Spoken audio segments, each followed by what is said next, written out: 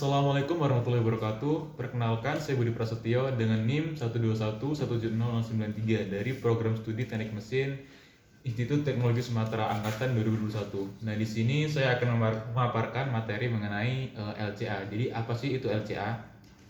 LCA atau biasa disebut dengan Life Cycle Analysis, juga disebut dengan Life Cycle Assessment, merupakan metode yang menggunakan pendekatan cradle to grave, yaitu menganalisis seluruh siklus hidup suatu produk dari tahap produksi hingga pengolahan limbahnya. LCA merupakan metode terstandarisasi yang digunakan untuk mengevaluasi potensi dampak lingkungan yang dihasilkan oleh suatu proses produksi atau layanan. Metode ini menghitung dan menganalisis penggunaan sumber daya serta emisi yang dilepaskan ke lingkungan pada setiap tahap siklus hidup produk atau jasa, mulai dari ekstraksi hingga tahap akhir pembuangan limbah. Kemudian apa sih tujuan LCA? Jadi LCA ini bertujuan untuk mengidentifikasi dampak lingkungan, mengenali dan mengukur semua dampak lingkungan yang timbul selama siklus hidup sebuah produk atau jasa. Kemudian yang kedua, perbaikan produktivitas, yaitu meminimalkan dampak negatif melalui peningkatan efisiensi energi, penggunaan bahan ramah lingkungan, dan optimasi proses produksi. Yang ketiga, sebagai pengambilan keputusan berdasarkan data, yaitu memberikan informasi yang objektif untuk membuat keputusan strategis tentang keberlanjutan. Yang keempat, mengikuti aturan dan standar, memastikan kesesuaian dengan aturan lingkungan internasional, serta memenuhi syarat-syarat sertifikasi berkelanjutan. Kemudian yang kelima, yaitu komunikasi dan transparansi tinggi, menggunakan hasil LCA untuk menjelaskan prestasi lingkungan produk kepada masyarakat umum, meningkatkan transparansi bisnis, dan mendukung promosi produk yang berkelanjutan. Selanjutnya, manfaat LCA. Jadi manfaat LCA ini ada beberapa macam. Yang pertama itu life cycle assessment bagi perusahaan. Yang pertama itu efisiensi operasional. Dengan mengidentifikasi tahap-tahap yang paling berdampak pada lingkungan perusahaan, dapat mengoptimalkan proses produksi dan operasi untuk mengurangi biaya dan meningkatkan efisiensi. Kemudian keunggulan kompetitif. Produk yang memiliki jejak lingkungan lebih rendah dapat memberikan keunggulan kompetitif di pasar, terutama dengan meningkatkan kesadaran konsumen terhadap isu lingkungan. Yang kedua, manfaat life cycle assessment bagi konsumen. Yang pertama, sebagai informasi transparan. Konsumen mendapatkan informasi yang lebih jelas dan transparan mengenai dampak lingkungan dari produk yang mereka beli. Yang kedua, produk ramah lingkungan. Dengan adanya LCA, konsumen dapat lebih mudah mengidentifikasi produk yang memiliki dampak lingkungan yang rendah. Kemudian manfaat life cycle assessment bagi lingkungan.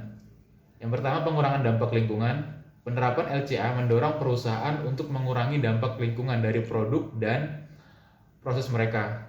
Kemudian yang kedua, produk ramah lingkungan. Dengan mengadopsi pendekatan LCA, baik perusahaan maupun konsumen berkontribusi pada praktik berkelanjutan yang lebih luas, yang membantu menjaga keseimbangan ekosistem dan mengurangi perubahan iklim.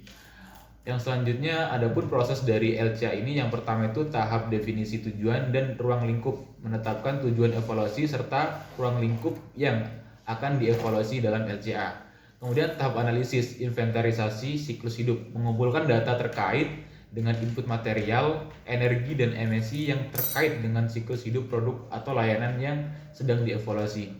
Kemudian tahap evaluasi dampak, yaitu menganalisis dan mengevaluasi dampak lingkungan dari data yang terkumpul pada tahap sebelumnya.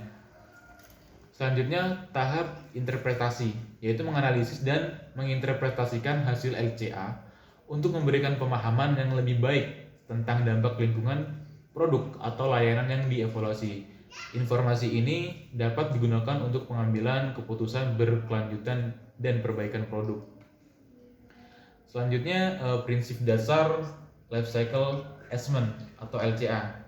Berikut adalah ringkasan prinsip-prinsip dasar life cycle assessment yang dapat saya rangkum. Yang pertama itu perspektif daur ulang, menganalisis semua tahap siklus untuk produk dari ekstraksi bahan hingga pembuangan akhir. Yang kedua, fokus lingkungan, menekankan pada dampak lingkungan yang signifikan seperti emisi gas rumah kaca dan pencemaran.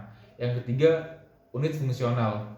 Menggunakan unit fungsional untuk perbandingan yang adil antar produk atau layanan. Yang keempat, pendekatan iteratif. Proses analisis dapat diperbaiki seiring waktu dengan pengumpulan data yang lebih baik. Yang kelima, transparansi. Semua langkah dan asumsi dalam analisis harus jelas dan dapat dipahami. Yang keenam, komprehensif. Mencakup semua aspek penting dari siklus hidup untuk memberikan gambaran menyeluruh tentang dampak lingkungan. Yang ketujuh, pendekatan ilmiah. Metode yang digunakan harus berdasarkan prinsip ilmiah yang dapat dipertanggungjawabkan. Selanjutnya ada peraturan dan standar life cycle assessment.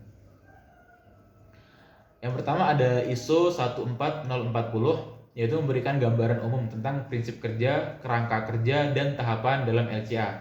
Standar ini berfokus pada struktur konseptual dari LCA tanpa memberikan detail teknis spesifik, berfungsi dalam memberikan panduan dan penyusunan dalam pelaksanaan LCA serta mengambil keputusan yang membutuhkan pandangan strategis tentang penggunaan LCA. Selanjutnya ada ISO 14044, memberikan gambaran standarisasi yang lebih teknis dan mendetail, menguraikan persyaratan dan panduan dalam pelaksanaan setiap tahapan LCA, berfungsi dalam panduan teknis untuk pelaksanaan LCA secara mendetail, serta digunakan oleh praktisi LCA yang membutuhkan detail teknis untuk memastikan kebutuhan terhadap standar yang ada. Berikut adalah contoh penerapan life cycle assessment yang sering kita temui. Yang pertama, LCA digunakan untuk menilai dampak lingkungan dari produksi, penggunaan dan daur ulang produksi produk elektronik seperti smartphone dan laptop. Selanjutnya, LCA diterapkan untuk mengevaluasi dampak lingkungan dari produksi, pengolahan, distribusi, dan pembuangan produk makanan. Yang selanjutnya, LCA dapat digunakan untuk menilai dampak lingkungan dari berbagai mode transportasi seperti mobil pribadi, transportasi umum, atau layanan berbagai kendaraan. LCA diterapkan untuk menilai dampak lingkungan dari material bangunan, proses konstruksi, penggunaan bangunan, dan akhir masa pakai bangunan. Mungkin cukup sekian materi yang dapat saya sampaikan. Kurang dan lebihnya saya mohon maaf. Saya akhiri. Wassalamualaikum warahmatullahi wabarakatuh.